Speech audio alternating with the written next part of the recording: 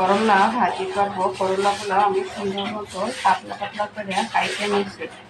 আসসালামু আলাইকুম গাইস, আপনারা সবাই কেমন আছেন? সাথে একটু আলু দিব। আলু দিলে করলা ভাজিটা দেখতেও সুন্দর লাগবে, খেতেও ভালো লাগবে। কাইটে নিয়েছি বেশ কয়েকখানি পেঁয়াজ কুচি আর মরিচ ফালি। ভাজিতে একটু পেঁয়াজ বেশি দিতে হয়। করলা ভাজার জন্য দিয়ে দিব তেল, দিয়ে দেবো পেঁয়াজ কুচি আর কাঁচামরিচ ফালি। পেঁয়াজটা ভালোভাবে ভাজিয়ে নেব।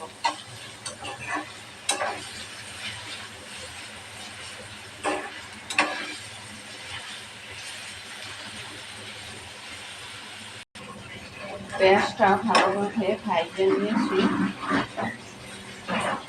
দিয়ে দেবো করলা আর আলু। করলা ভাজি করতে কোনো পানি লাগে না, পানি দিলে তাহলে তিতা লাগে। এরকমই অল্প আছে করলাটা ভাজিয়ে নেব।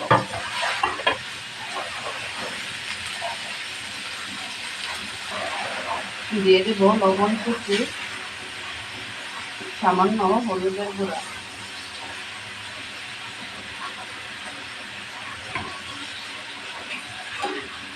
ভাজিটা ভালোভাবে লবণের সাথে হলুদের সাথে নাড়াচাড়া করে মিশিয়ে নেব।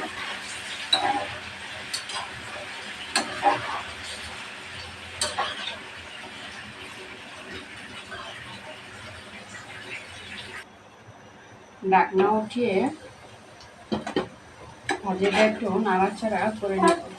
দেখুন কালারটা কত সুন্দর হয়েছে।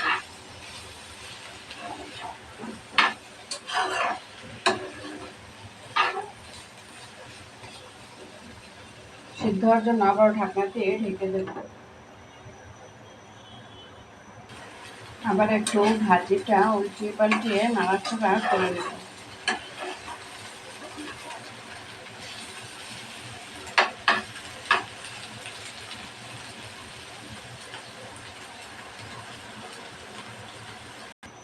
ভাজি হয়ে গেছে, একটা বাটিতে তুলে নেব।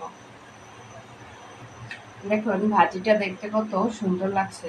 আমার ভিডিওটি যদি আপনাদের কাছে ভালো লেগে থাকে তাহলে শেয়ার করে দেবেন আর কমেন্টে জানাবেন। আল্লাহ হাফেজ, আসসালামু আলাইকুম।